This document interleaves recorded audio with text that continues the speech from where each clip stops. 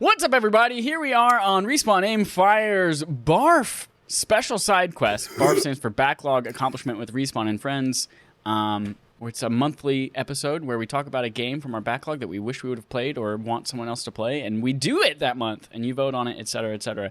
This is not how this intro usually goes, and I'm making it up on the spot, and it's going great. I really feel like, because it's called BARF, like, that sounds like a very, like, weekend morning radio show thing. Like, you need the sound.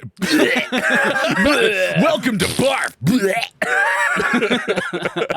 It reminds me of that show from Parks and Rec, the radio show from Parks and Rec. Yes! Yep.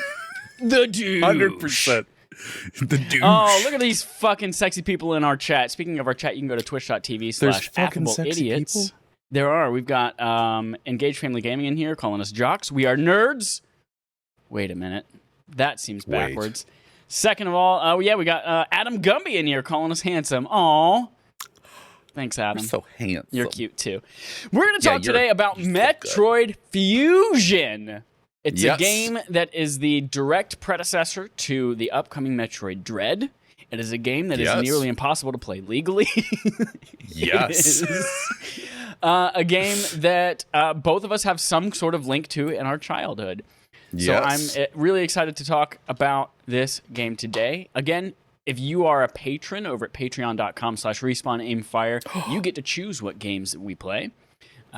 We just put out a poll for September. We're doing Batman Arkham Asylum. Side note, I'm pumped. It's on sale right now on like every platform for like $12 for the whole collection. So go do it. That's a good game. And funny enough, very Metroidvania. Right? Metroidvania.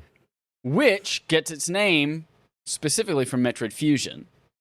Yeah, specifically. Yeah, 100%. Didn't exist before that. Speaking of Metroid Fusion, I want to start this conversation by just talking about this game came out in our childhoods, I assume, right? You're not like 74. No, I'm not. But it came out in our childrenhoods. By the way, I'm Treavor Bettis for anyone who doesn't recognize my voice. Fuck me. I didn't even say anyone's name. Hey, everyone. I told you, this is not my usual intro. Yeah, you did off the top of your head, and then I interrupted you with a good riff, so it's actually my fault. God damn it.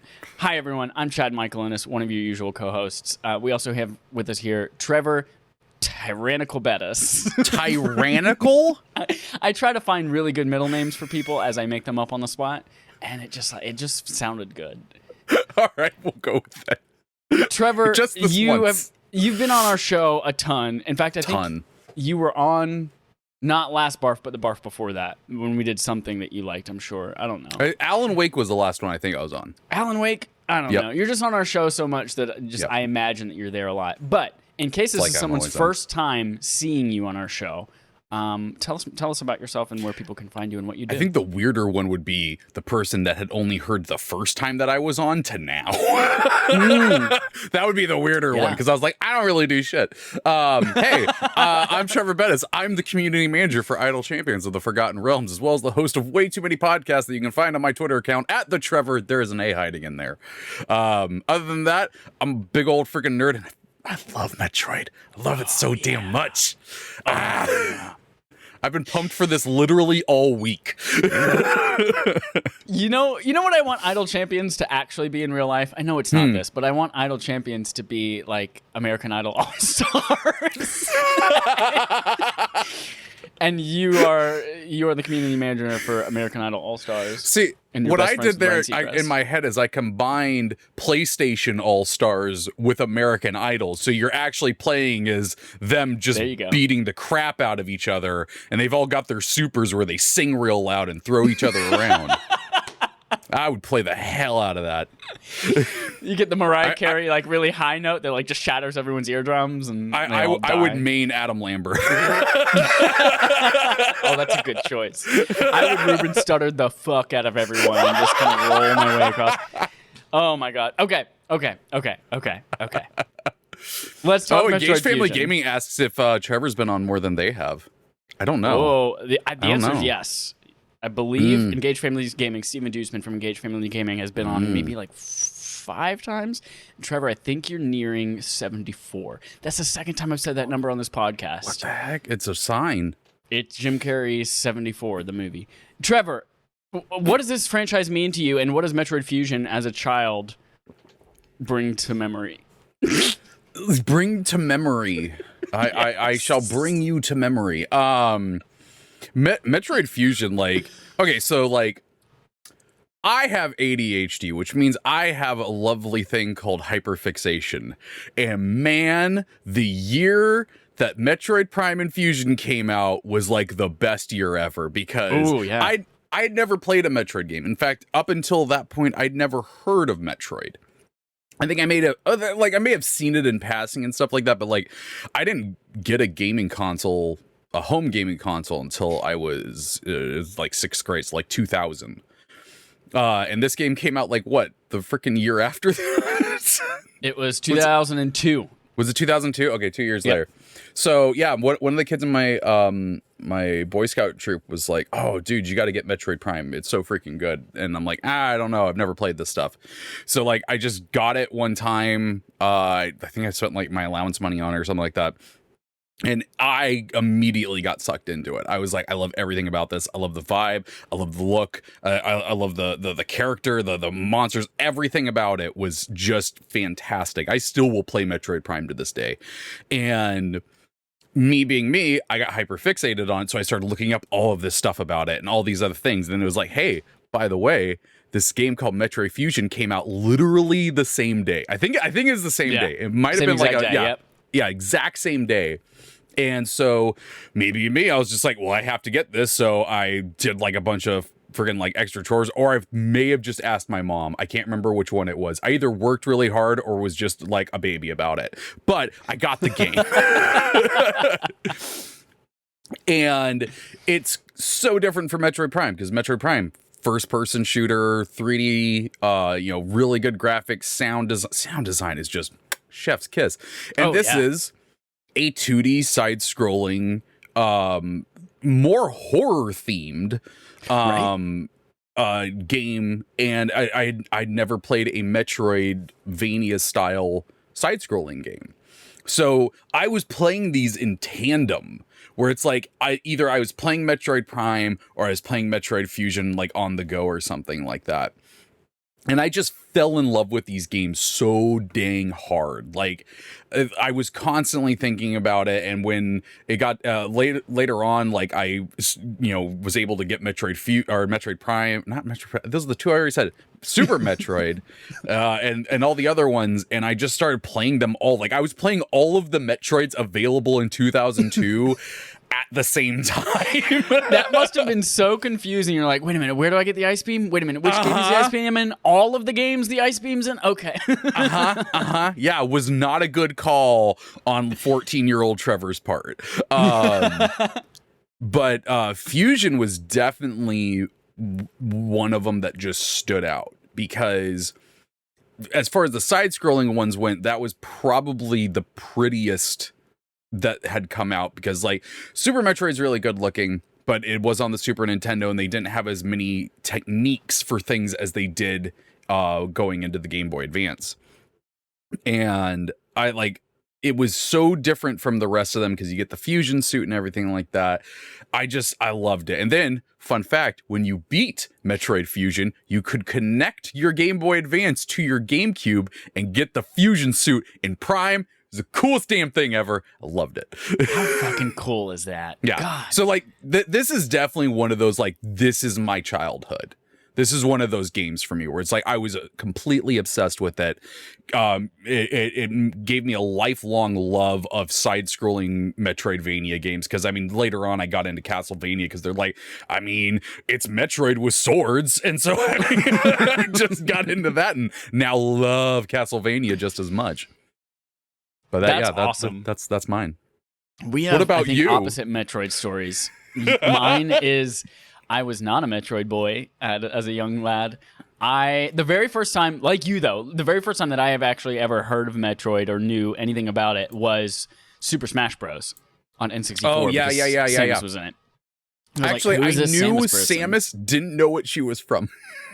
Yeah, and at the time, I don't even think I knew Samus was a girl until much, much, much later after Smash Bros. Came out, because I don't even think she took off her helmet or anything like that in Smash Bros. I knew that because I had a kid in my class that, like, every piece of Nintendo trivia was like did you know Aragon broke his foot when he kicked that helmet thing? Like, he's just like, Did you know that Metroid it's a woman? It's like, well, her name's Samus, but yeah.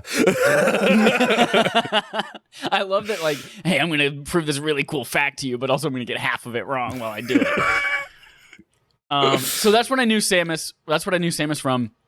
But I only knew Samus the character. I didn't know anything about Metroid, nor did I care about the universe that she was from.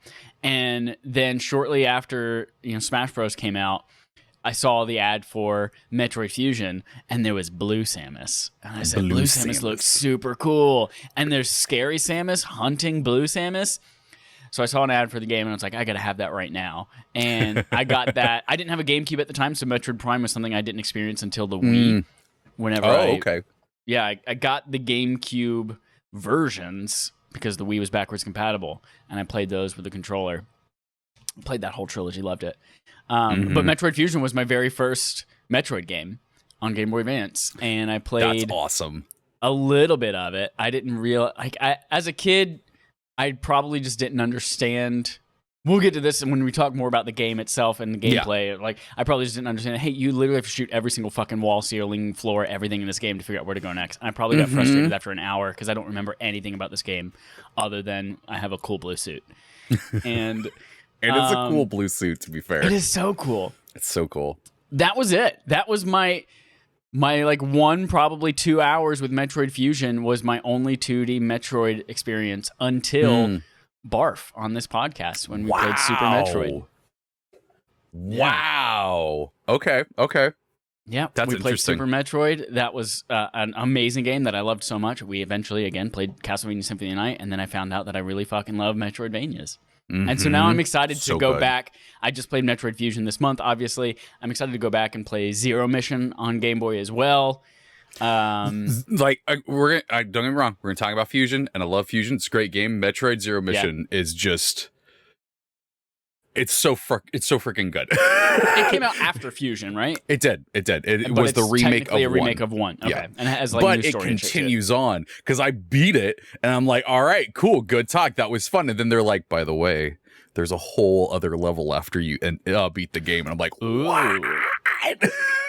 That's where Zero Mission is where Zero Suit Samus was introduced, right? Because I watched a whole 12-minute lore video today, and they talked about that. And I was like, I don't remember Zero Suit Samus being a thing in like literally the coolest part of the entire game. That's just fucking awesome. So badass. She's like, you know what? I just went through this whole alien ruins in this super awesome mech suit, but you know what? I'm so pissed. I will literally kill you in a swimsuit. Like I got a surf suit on. That's it, and a gun, and I'm gonna kill you so bad. That's awesome. That's so freaking cool. Samus is badass, y'all. She's so badass. Samus for president. Let's talk Metroid Fusion specifically. I had a little bit of some behind the scenes like fact stuff. Frequently asked questions. That's not what this is. Facts. As we've talked about already, it came out in 2002. It is a direct sequel to Super Metroid on the Super Nintendo. So this is technically the fourth game. Yes, but Metroid Prime, all of the Metroid Primes take place between Super Metroid and Fusion. As does Other M. Yes. Yes. Which we don't talk about. So, yes, this is technically in the series, and this is actually called out in the intro of it. It is Metroid 4, and the upcoming Metroid Dread is Metroid 5. Because Prime is its, for some reason, own standalone series of things. So, 2002, as you mentioned, it was released the same day as Prime as well, which I feel like was probably like cannibalizing some of their stuff. Like, I don't know if that was a good idea to release both of them at the same time, but like it seems that was back in it was back in this wild time where they would just do that, where it's just like, you know what? No, you're getting 2 entries in the same franchise, not even in the same year, on the same freaking day. Yeah. I miss that. You know what, though? It honestly probably didn't even matter because back then, like a solid exact release date was impossible to know because you knew based on like Game Informer magazine, or if that was even around back then, like Nintendo Power or something like that, or a very bare bones internet website that maybe told you a wrong date that was very, very expired. But I remember I blame like for games. It's all Pear Schneider's fault. I remember It's all around Pear this time, Schneider's like, fault. I was really into Sacred, which is a Diablo like ripoff, and there was yeah. When that was, we saw trailers for that when that was coming out, and I remember going to Media Play, which was our place of choice. Going to Media Play every single God. once a week, saying, "Is Sacred here yet?" And they're like, "No, it was supposed to be out 3 weeks ago, but we don't know." And then I go back the next week. "Is Sacred out yet?" No, it's not. I'm like, fuck. So it was. There's no way to know release dates back then, so it probably didn't even matter. Game Informer got me once. Like, they were like, "Oh no, Splinter Cell Chaos Theory is totally coming out this day." I went to the GameStop, and the guy's like, "It's not even a Tuesday. They don't release games on not Tuesdays. Get out of here, you stupid kid." It's like, ah. We'll get into this later with Metroid Dread when we talk about that at the very end, but Metroid Dread was the same way. Like, Nintendo Power said, coming later this year, look at E3 for more information on Metroid Dread. 16 years. Anywho, Fusion. Metroid Fusion. It came out in 2002, November of 2002, and surprisingly didn't come out in Japan until February of 2003. Really? Which was, really backwards for how things used to be. Way back when things would come out in Japan, sometimes years in advance before they got Well, I do here. think that Metroid does better in America, if I remember correctly. I could be wrong about that, but I think it's that's still what one I've of those heard. things. Like, at the time, though, everything released in Japan first. Like, if it was not going to be a worldwide release, which still was actually kind of rare, like, it would still be staggered. Japan first, US second, and like Europe would get it next generation. Look up for Metroid Fusion on the Nintendo DS coming this fall, maybe. Speaking of, the game came out on Game Boy Advance. It was voted Handheld Game of the Year at 2002 in the Interactive Achievement Awards. Won Best Game Boy Advance Adventure Game from IGN, Best Action Game for Game Boy Advance on GameSpot. And then you could only play it either on the Game Boy Advance. If you were one of the people who bought the 3DS for too much money, then Nintendo said, "Hey, we're sorry, here's free games," and you got this game as an option. Or you could play it on the Wii U, on the Virtual Console. And we know that no one bought that console, so that's a moot option. So it's very, very hard to legally play this game. I personally this month was playing it on Game Boy Advance with the Game Boy cart itself. I bought it on eBay, so there's no telling if it's a legit cart or if it was like a ROM, a forgery, put on a fake cart. Who knows? But I tried to play it as legit as possible. You did your due diligence. I did. And I know that it's, 700 years later, Nintendo's not going to see any of that money anyway, so why does it even matter? But you did your due diligence. Yeah. I want to talk a little bit about the background behind this game's development, which was kind of cool. The game was, as I mentioned, a direct sequel to Super Metroid. It's the same exact team, R&D, and Nintendo has the most imaginative names for its development studios. Nintendo Research and Development 1 is the name of this team. I love it. Same team that did Super Metroid. They decided they wanted to do a new game rather than what was popular at the time, remaking SNES games for the Game Boy Advance. Yeah. It was a really popular thing to do. But they decided they want something new. It was early footage was shown off in 2001 at E3. And it looked more like Game Boy Color style graphics, but then a little bit later at 2002 E3, which was a few months before release, they finally showed it again, now under Metroid Fusion instead of Metroid 4. As I mentioned, won a bunch of awards, but Metroid Fusion added some things to the franchise for the first time. As you mentioned, some of the things that like Super Nintendo wasn't powerful enough to do that the Game Boy Advance was, there's a lot of environmental effects, like the spotlight on Samus in the dark areas, which was really kind of creepy and isolating. There were some environmental effects like rocks falling whenever there's the big giant machine in that one area, the one biome in this place that is just like crawling around, and you could see the rocks falling and snowflakes and stuff like that. That were a pretty cool addition from the Metroid Prime series, from the Super Metroid series. There are also a couple of interesting things about this team. They didn't want to focus on the Super Metroid like programming techniques that they had done on the Super Nintendo to make this game, but instead they used Wario Land 4 as a reference for how to make this game, which was that same team's previous game that they made. That explains the colors. That 100% explains the colors of this game, because it's a lot more vibrant than For sure, yeah. like Super Metroid, for instance. It's interesting. Yeah, I didn't realize. I didn't play Wario Land 4. I played Wario Land 3 on the Game Boy Color, which was my fucking jam. I also smushed a cockroach in my Game Boy with that game cartridge as well. Not on purpose either. That was a weird morning. God. I'll tell that. It's 10 seconds long. I'll tell the story. I come down as a little tiny baby child with my Wario Land 3 cartridge. I'm going to go play it on my Game Boy, pick it up. And I put the cartridge in the Game Boy, didn't think anything, I didn't feel anything, hear anything, turn it on, nothing. And what's going on? Turn it off, take the Game Boy out, put it in again, and I hear a crunch. I'm like, what's going on? I take it out again, and there's this yellow goo. And I look and there's a crushed cockroach. No, thank you. Oh, it's fucking gross.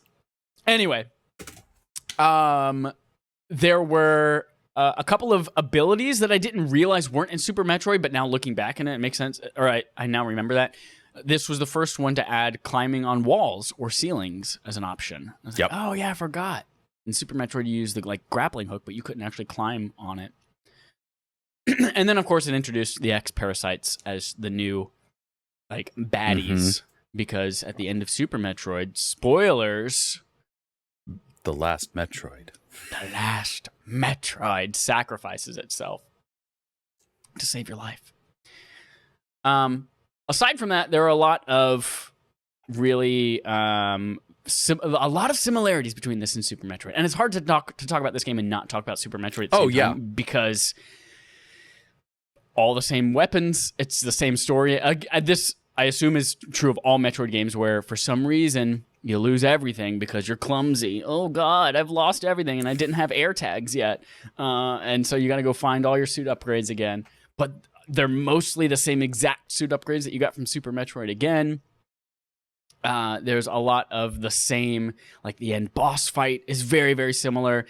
You know, Parasite X, Samus, SAX coming in to save you at the end, the same way the baby Metroid comes in to save you at the end of the other. It's like there are so many parallels to this that it almost feels a little bit like Metroid Super. Why do I always fucking do this? Super Metroid 1.5 rather than Metroid Fusion. But there are some cool things about it that kind of make it unique that we'll talk about starting now. Oh my God. Let's talk about suit upgrades and weapons and shit like that. Because go for it. God. One of the things that I love about this is the way that you do it, because in most of the Metroid games, you're in some place that has Chozo ruins, and by the way, that's how I don't know if that's how you actually say the alien race's name. I'm glad you said it out loud first. No. But yeah, you're most of the time in like Chozo ruins, and the Verisuit is Chozo technology. So like, you know, she finds stuff that allows it to upgrade her suit and whatnot. And so I love the fact that we got a game that was like, okay, but you're not going to be in one of those places this time. You're going to be on a space station. Like, the thing that I really do love is that Metroid 1 was inspired by Alien. Like that was Alien was a really big inspiration through development and whatnot. That's actually why Samus is a woman, is because of Ripley. And you know, they wanted to make the aliens scary and stuff like that. They wanted to do something on that level on a Nintendo game. And so Metroid Fusion, they also named Ridley the enemy in this game after Ridley Scott because of Ripley. Alien. Yep. But this is the most Alien game because you're on a space station. You're on like the Nostromo, essentially. Like you land in the landing bay of this massive place. And so there wasn't going to be Chozo ruins. There wasn't going to be an excuse to have those artifacts in there.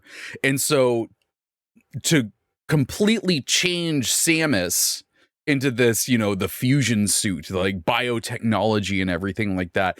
And then the way that her suit now upgrades is by defeating these aliens with, you know, is it called Parasite X? I can't remember. X-Parasite, yeah.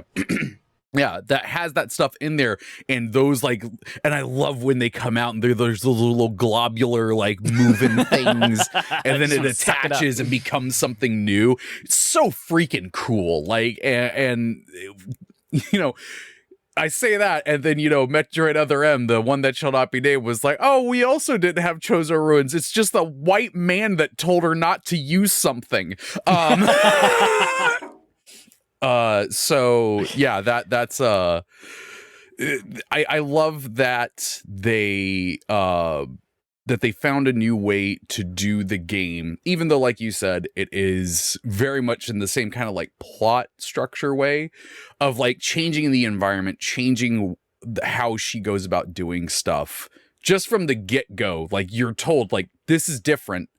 You like from the moment you get in there, you're hit with the thing. Actually, it was in the cutscene you get hit with the thing. So like as soon as you come out of your ship, it's just like this is a different Samus. Yeah, I love it. That's actually a really cool like setting up the story for all of this in that cutscene. First of all, this is the first one to have animated cutscenes too, which was pretty cool. That's true. Yeah. But to like the excuse for losing all of this shit is because, you were infected by this parasite. You had to take off your suit in order to heal from it, and then they injected you with Metroid DNA in order to fight off the parasite. And then now that's why you're immune to this X parasite, because you are now officially part Metroid yourself, which is pretty cool for who knows what the future holds for that. But yeah, I love you mentioned the X parasites and like them just like being amoebas and blobbing around the world. I love the extra added challenge that gave you for the gameplay, because it's not just about like let me kill the enemies on the screen. Now it's like I have to pick that shit up or else it's going to turn into another enemy, or God forbid two of them form together and it makes an even stronger version of that enemy sometimes. And that it's like kill confirmed in Call of Duty or something like that, where you kill somebody but the point doesn't count unless you pick up their dog tag. Yeah, exactly. Yeah. Oh, God. So that was I really loved that mechanic of it, and I felt like it added another. It's not just like you have to kill in order to heal yourself, or kill in order to get more weapons and missiles and shit like that in order to refill. I really love that.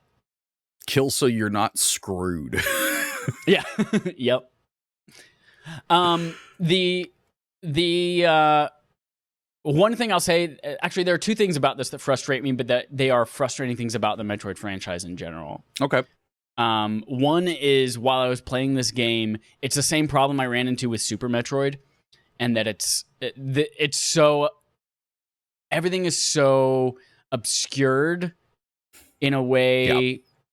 Like Super Metroid, there are certain things about the world in the game that you could not know without reading the manual.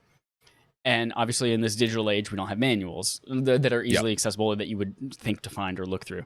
And so had I not already frustratedly played through Super Metroid and I was playing this for the first time, I wouldn't have known. Like, for instance, there's one part where I had to use a super bomb in order to like break a glass cage. I was like, I remember this being something that frustrated me for like an hour and a half in Super Metroid, and I got super pissed that they had not talked about this, but I know how to do it now, and I'm not going to be tricked again. Super fucking tricky Metroid. But then the other thing about just the Metroid franchise as a whole is the need to rely on destructible environments, but they are like literally invisible. Like, you might have to walk through a wall that, if you had not accidentally run into it, you would have never known that wall was walk throughable. And there's no signs, there's no like cracks in the walls most of the time to let you know you should shoot this, or you need to use some kind of missile or something like that. But hopefully with Dread, we'll see some kind of change with that. But it sounds like it's been a staple of the whole series. So here's the thing. That definitely came from the Castlevania style of this, because Castlevania did the same thing. It's just like, if you don't hit that wall underneath the stairs, you don't ever get that healing item. But this was back in a time where it was all about the recess talk. It's like, did you try shooting that wall in the second biome? No? Oh, you got to go try it. And so there was a whole, like, school culture about sharing these things and someone trying it out and it working. I mean, then of course you get the downside of it is like, if you trade Squirtle and Pikachu 100 times, you get a Pokegon named Pikablue. I tried that, you freaking jerk. It didn't work. And so nowadays, like, it's kind of this weird thing, because some kid telling you it on the recess field didn't feel like cheating, but if you go look for it on the internet, it somehow feels like cheating. I don't understand how that works. Now I will say for Metroid Dread, and more specifically, Metroid Samus Returns for the 3DS, they pissed a lot of people off, but in my opinion, solved this issue. There is a scan button. If you don't want to play with it, you don't have to. You can still like just kind of go through and not know where the things are and try shooting everything, or you can hit this button, shoots out a little scan thing, and it highlights breakable walls. I think they're going to bring that back in Dread because it was a really good feature in Samus Returns. But yeah, when you go back and play these games now, how are you supposed to know? Like, you just get stuck in a room like, I guess I'm going to shoot every square inch of this freaking square. That's what it became. Is it just, all right, new room, let me kill all the enemies, and then I'm just going to point at an angle. I'm going to shoot everything as I run on the ceiling. I'm going to do the same thing, pointing down, shoot everything on the floor. Hold the bumper. Yep, that's exactly what I did. Yeah, with a better sound effect, but still. No, that was perfect. In fact, I would like to re-record that into the ROM file if I can. Fun other fact, this was the first one that they had voice acting for. It was only for like the alarm systems in the game, but they wanted to have it throughout the whole game, but they just couldn't get it on the ROM cartridge. Mm-hmm. The second thing that frustrated me a little bit about this one is that because I played Super Metroid, I guess it's been like 3 or 4 years now since I played it, but some of the puzzles, and because it's all the same weapons, I already knew how to do it. Like I knew you had to freeze the floaty turtle things in order to jump on them and get from thing to thing. And And I, like I mentioned, the glass tube, I knew I had to use a super bomb to break the glass tube in order to get out of wherever the fuck I was. And so I feel like the puzzle solving aspect of it, I already knew, which was like, oh, it feels kind of cheap that this has been spoiled for me a little bit. But I'm glad I knew it because it frustrated me the first time playing through Super Metroid. So, well, the way that I kind of see that stuff is it's the same kind of game language between Super Mario games where it's like you always know you hit the block, something comes out of it. Sure. You jump on the Koopa to get the shell to then hit again and go do it. It does that in all of the Mario games. That's just part of the language of the game.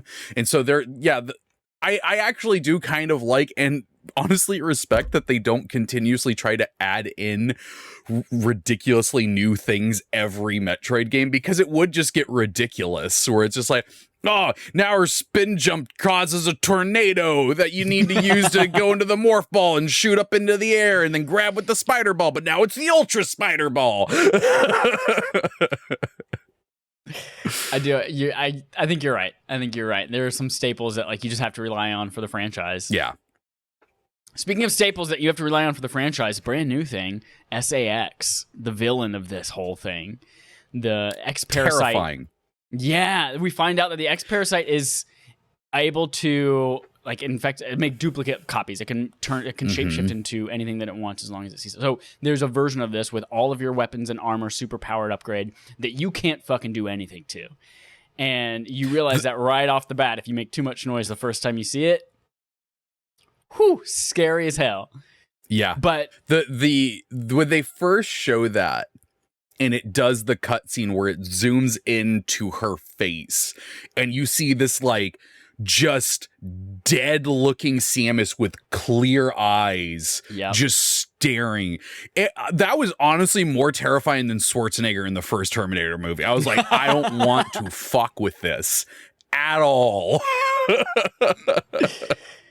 Yeah, it was really scary, honestly. And my heart rate was up. That there's one sequence in particular in the game where you like have to run away. It's a chase scene before you finally get to the end, and that was like just going through the fucking walls. Oh my god, shit's given. Busting through shit.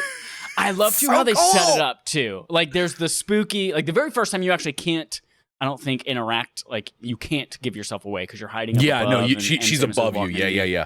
Or something. Yeah, but later on there are a couple times where you have to hide. And then it's like environmentally, you'll come back to some of these biomes that you visited before that SAX has gone through now, and you see everything's just fucking blown to bits.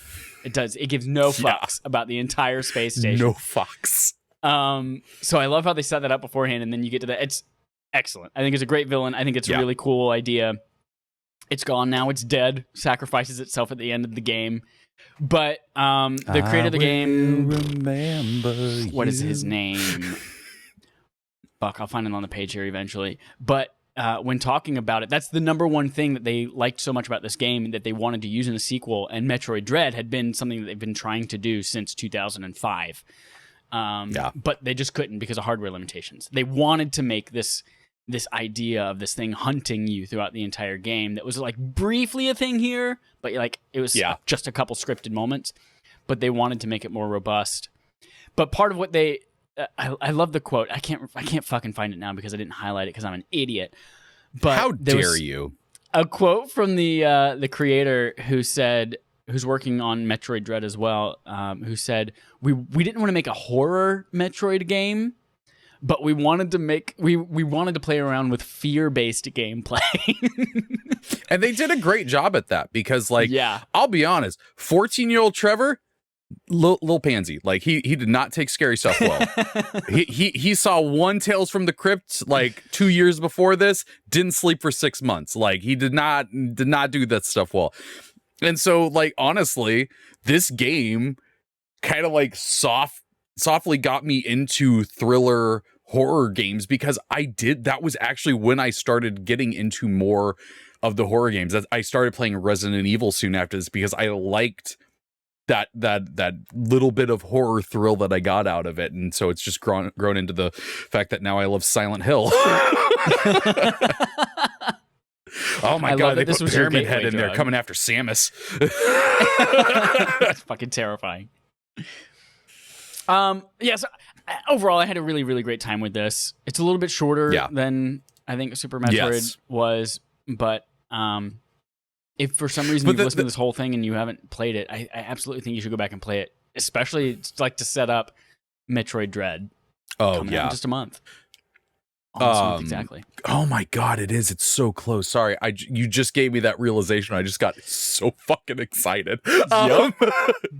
Oh my God. I was actually just like, man, I wish I had this thing a lot of people refer to as time, because I would play through all of the mainline side-scrolling Metroid games before Dread comes out. I just don't have that time. I would love to, though. No, Fusion, the way that I describe Fusion is a fantastic Metroid game and possibly one of the best to get you into it because it doesn't overstay its welcome. I love Metroid games, but there's a certain point in almost every Metroid game where you have to love it to keep going. Yeah. Because you're like, all right, I am ready for this to be over. What do you mean there's an entirely new area I have to explore? What do you mean? And so like you really do have to love it. And the fact that like they lay out like this is the size of the space station. That's it.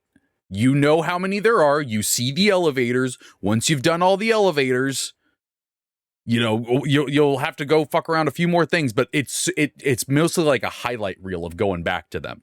Yeah. And you know that you're building towards the ending. And I do feel like this one has the most, okay, I need to see what happens at the end. I need to know how Samus gets off of here. I need to know what happens with the Samus clone. I need to know what's going on here. Like it definitely has the most, I need to know what's happening here. I gotta find out what happened with those little tiny woodland creatures that I released. Did they make it off safe? Yeah. Turns out, they knew how to fly a spaceship. Yeah, fuck it, man. Yeah, I think you're right. Actually, it's more accessible because of that, and it's actually one of the complaints like people had about it was that it was much more linear and it was more, but because it's a Game Boy Advance game, they wanted it specifically on a handheld to be more accessible to people. So it's a little bit more linear. It's like, here are these 6 areas. We're going to give you an AI that's giving you objectives. Go to this area, get this thing. Go to the next area, get this thing. Rather than just being open world, you could fucking do whatever you want, go anywhere kind of thing. Yeah. It is unfortunate that it is the one that deviates the hardest from like how Samus looks, what things you are fighting, the Metroids and everything. Because it's the game that I always want to tell people to play first. I'm like, you should play this game called Metroid Fusion that has no Metroids in it. There are Metroids you get to the end of the game. Yeah, sort of. Yeah. Oh, yeah. You find out they've been doing more research and making Metroids for good purposes. Ooh, yeah, right. Ooh. Yeah. And then you explode them all. Yeah, exactly. But yeah, this is always the one that I end up coming back to. I was like, I do end up telling people most of the time to play Metroid Zero Mission first because it's one of the most perfect remakes. I think it was the most perfect remake until Resident Evil 2 came out. Like it because it just completely reinvented it, where it was just like, this is Metroid 1, but we've put all of the stuff from the previous side-scrolling games into it. It's got ledging now. We've got more story in it. We have more. There are actual cutscenes in there where like Samus has visions and stuff. Like, we built this out, and it's so much more than what the little 8-bit freaking Nintendo game could ever dream to do. Yeah. But yeah, so that's the one that I end up telling people to play first. But honestly, I want to tell them to play Fusion because it does have a special place in my heart. And it is, in my opinion, the most approachable. Yeah. I'm excited to play it's Zero a damn Mission. Good game. It came, I got that same cartridge. Like I bought, get both of these things for like $16 or something like that. I'm excited for you to play Zero Mission. I am so excited for you to play that. Oh my God. So freaking excited.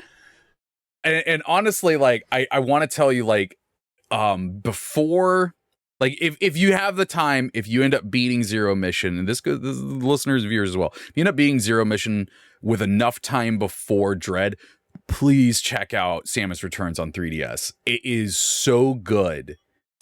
That's one that I want to go back to. The reason I say it is because the reason I say it is because it changes a lot about what the formula of Metroid is. It changes the speed of Metroid.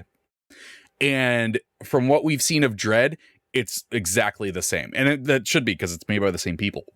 But I think it's a good prepper for what we're going to get in Dread. And that honestly leads me to, I hope so bad that we get like big connections between Fusion and Dread.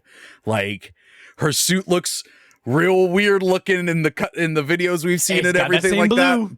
It's got that same blue. I'm like, come on, get the Parasite X in there, get all this going, because like, this is the culmination of everything that has been happening in non-Metroid Prime games. It is like, this is Metroid 5. They pitched this as the finale, right? Like, this is the end of the series. They've straight up said this is the end of the mainline Metroid series, and I'm so freaking excited. And honestly, like, I'm so happy that Fusion was my first one, because I'm hoping that it does just perfectly set up Dread. So it's like, I'm finally getting the sequel to the game that I've been waiting for almost 20 fucking years. Yeah. How wild is that? 20 years between sequels. I'm very excited for that. I'm very excited for the Emmy bot that's going to be the graduation of SAX, and now is basically now Mr. X from Resident Evil 2. It looks so terrifying, and I love it. I can't fucking wait. And there's going to be some stealth in that one too, which is really exciting. So, stealth gameplay in a Metroid, V good. Let's do it. I think that's all I've got to say on Metroid Fusion. Anything else you want to, like, closing thoughts you want to go with? No, like, because that's really the thing, is that, like, it's just a good game. Like, the stuff that you said there, totally fair and valid. Personally, I got no gripes about it.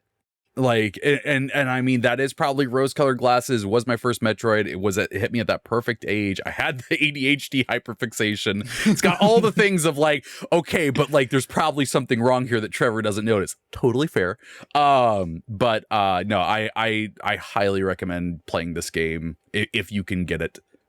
Yep. Good job if you can get it. That's the thing, right? That's the song. Yep. Wonderful. Thank you so much, Trevor. Please plug anything you'd like, whether it's your Twitter, your American Idol game that you're a co-host for. That would be so good. And I'm sorry if that's insulting. No. Just imagine like all the all the Smash Bros like narrator thing, but it's Simon Cowell. Yes. Perfect. It doesn't actually say their name. It's just Simon Cowell, and you select a character. This fuckhead.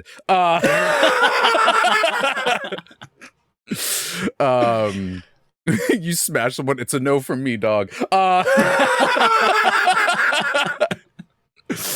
So yeah, I don't know. Go check out my Twitter at the Treavor. There is an A hiding in there. You find all the too many things I am working on at any given moment. So go check those out and have some fun. Perfect. Thank you so much. If you are watching us live right now on twitch.tv/affableidiots, we'll be back in about a half an hour with our regular episode. And as our closing thought, remember September's BARF game, Batman Arkham Asylum. Go play it. I'm surprised how many people it's their first time playing this game. Oh my God. I'm so jealous of y'all for getting to experience that game for the first time. Enjoy. Very excited. All right. Thanks, everyone. See you soon.